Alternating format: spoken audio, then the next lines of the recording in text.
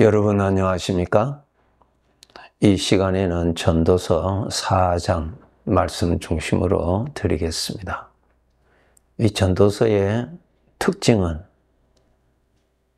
솔로몬이 인생을 다 산 후에 성령의 도움으로 인생이 어떠한 것인가를 깨닫고 쓴 글입니다. 참 중요하지요? 우리도 동일한 인생을 살아가고 있습니다.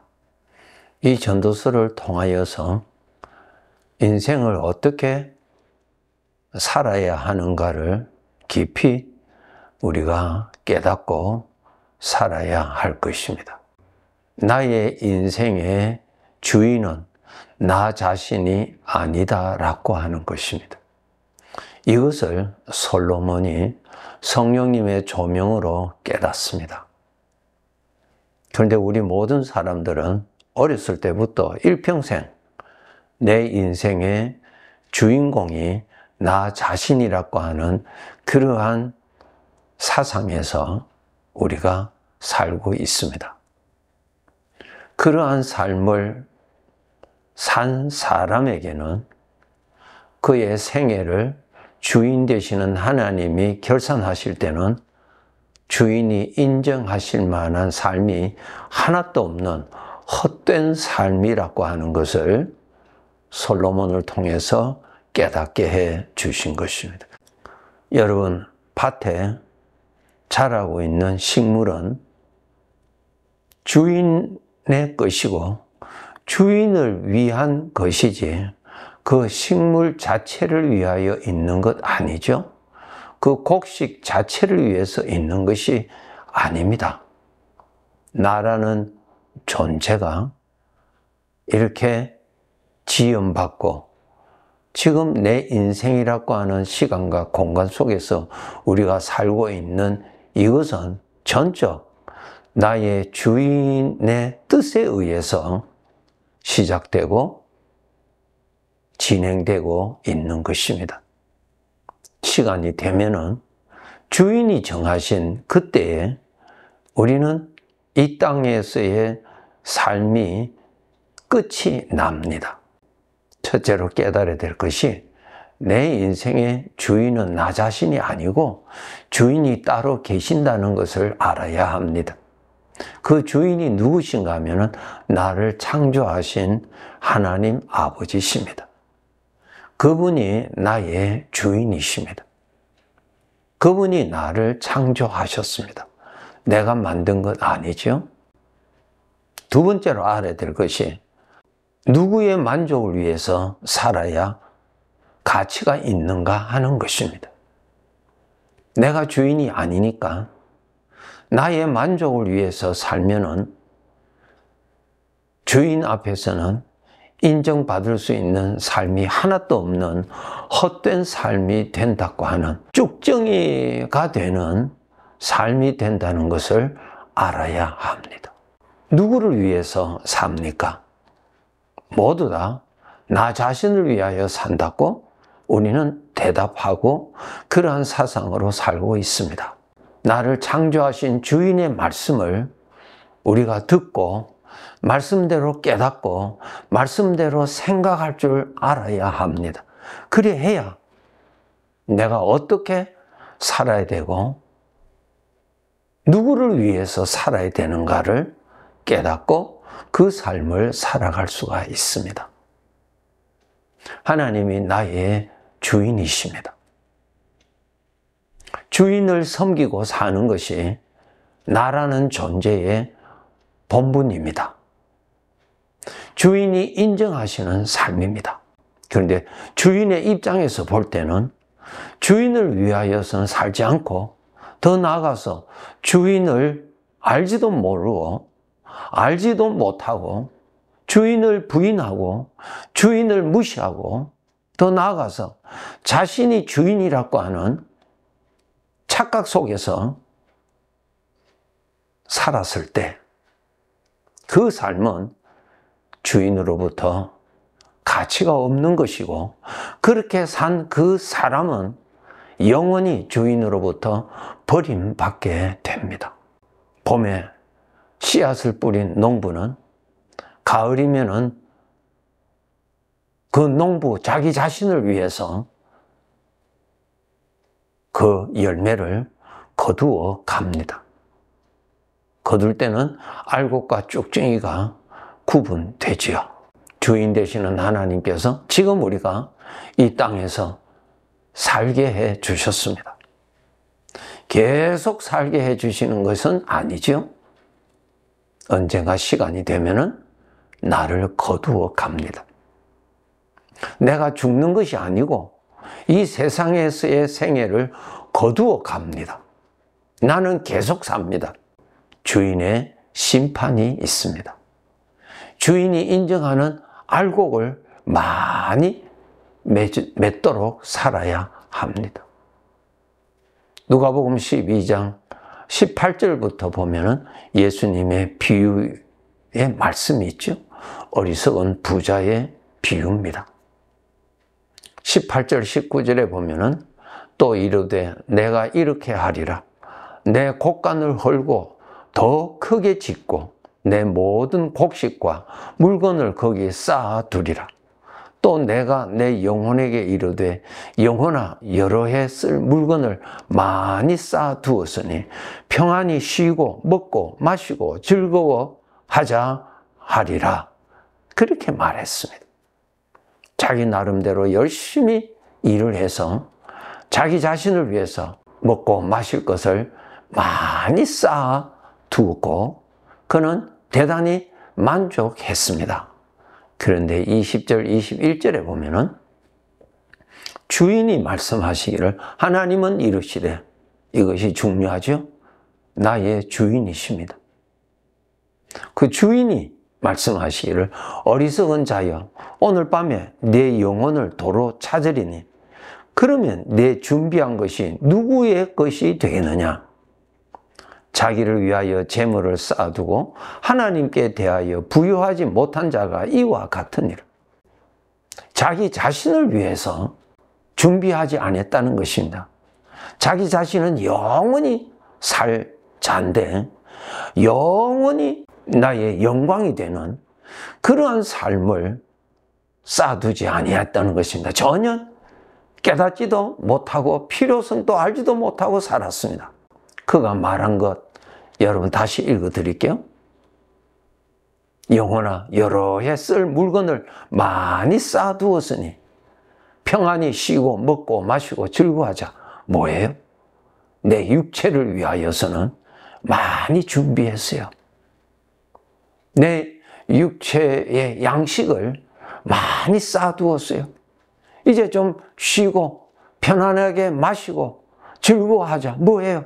전부 다 자기 몸을 위해서 열심히 준비했어요. 자기 몸이 있을 동안에는 너무너무 소중한 것이죠. 몸이 먹을 것이 있어야 되지 않겠습니까? 쉴 수 있어야 되지 않겠어요? 그렇죠? 그런데 그 몸은 잠시 후면은 벗어버릴 것입니다. 나는 계속 살 것입니다. 네 어리석은 부자의 사상에 자기 자신, 영원히 살 자기 자신을 위하여서는 준비하지 아니하고 잠깐 나그네 길에 내가 사용하고 있는 이 육체를 위해서만 열심히 준비했다는 것입니다. 준비 잘한 것인데 어리석은 사람이에요. 정녕 자기 자신을 위해서는 전혀 준비하지 않고 살았다는 것입니다. 주인이 말씀하시죠. 너는 참 어리석은 자다. 영원히 살 내 자신을 위해서는 전혀 준비하지를 않았기 때문에 너는 어리석은 자다고 평가하셨어요. 여러분 우리가 살고 있는 이 세상에서 영원히 살 곳 아니죠? 이곳 떠납니다. 이곳 떠나요. 이곳에서 살 것을 위하여서 준비도 해야 되죠. 왜? 내가 지금 이곳에 살고 있으니까. 그런데 이곳에서 계속 살 것이 아니고 잠시 후면 이곳을 떠납니다. 떠나서 다른 곳에서 사는데 그러면 다른 곳에서 살 것을 준비를 하는 사람이 지혜로운 사람이요. 자기 자신을 위하여서 준비하는 사람이죠. 우리 성도들 이 점을 깨닫고요. 영원히 살 여러분 자신을 위해서 준비하고 살아야 됩니다. 우리가 이 세상의 삶을 마치면은 영원히 살 곳으로 주인이 옮기십니다. 영원히 살 곳에서 주인은 이 세상에서 우리가 주인이 보실 때에 인정하는 영원한 인정을 받는 삶을 산 것을 따라서 우리에게 각각 영원히 누릴 영광을 주신다고 하셨습니다. 말씀대로 믿고 여러분 그렇게 준비하면서 살아야 합니다. 그러면은 주인이 인정하시는 삶은 어떠한 것인가? 영원한 가치 있는 삶은 어떠한 것인가? 라고 하는 것입니다. 하나님을 기쁘시게 하는 삶입니다. 그것이 바로 영원히 가는 가치 있는 삶입니다. 하나님을 기쁘시게 하는 것입니다. 우리는 모두 다 나를 기쁘게 하는 삶을 중심으로 살아가죠. 헛된 삶입니다.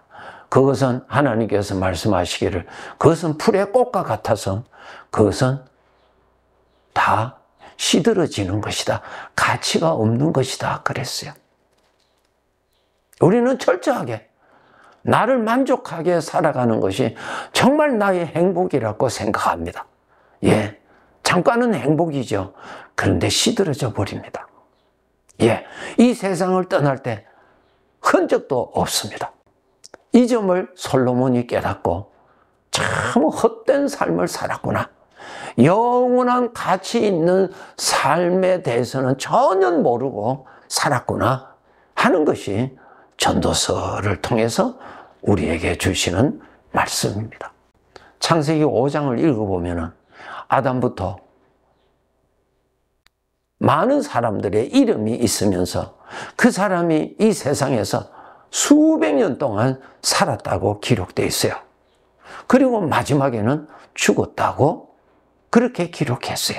수백 년간 살았다. 그리고 죽었다. 하나님은 그렇게 평가하셨어요. 이상하지 않아요? 하나님께서 인정하실 만한 삶의 가치가 하나도 없다는 것이 그저 수백 년 살았다. 그리고 죽었다는 것입니다. 죽었다는 말은 육체를 벗어버렸기 때문에 육체가 죽었고 그는 영원히 살 곳으로 갔는데 이 세상에서 전혀 주인이 보실 때 인정받을 만한 것이 하나도 없다는 것이에요. 잘못 살았죠? 그런데 창세기 5장에 에녹이라고 하는 성도의 이름에 보면은 하나님과 동행하면서 살았다 그랬어요. 하나님과 동행하며 살았다고 기록하신 아버지의 그 숨은 뜻이 무엇인가 하면은 히브리서 11장 5절에 보면은 하나님을 기쁘시게 하는 삶을 살았다. 그것이 기록되어 있어요. 하나님을 기쁘시게 하는 삶이 영원히 남습니다.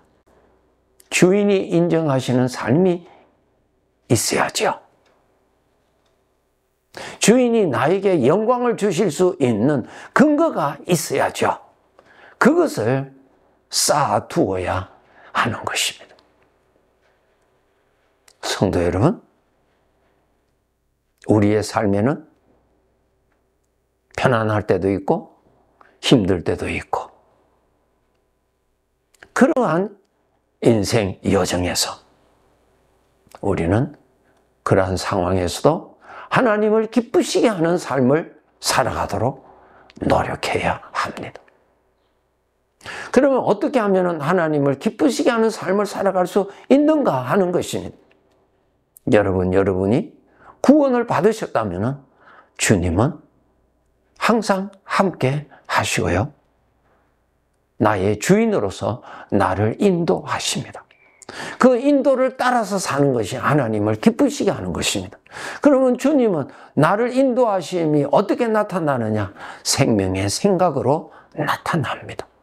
그 생각을 믿는 것입니다. 그 생각을 따르는 것입니다. 그 생각을 누리는 것입니다. 그 생각을 품고 사는 것입니다.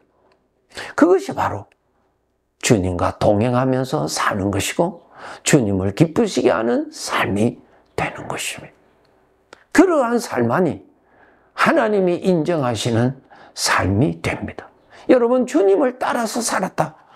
주님과 동행하며 주님을 따라서 살았다. 그것이 바로 주님을 높이는 것이고 주님을 경외하는 것이고 주님을 기쁘시게 하는 삶이 되는 것이죠. 전도서 12장 13절 14절 전도서 마지막 부분, 결론 부분이죠.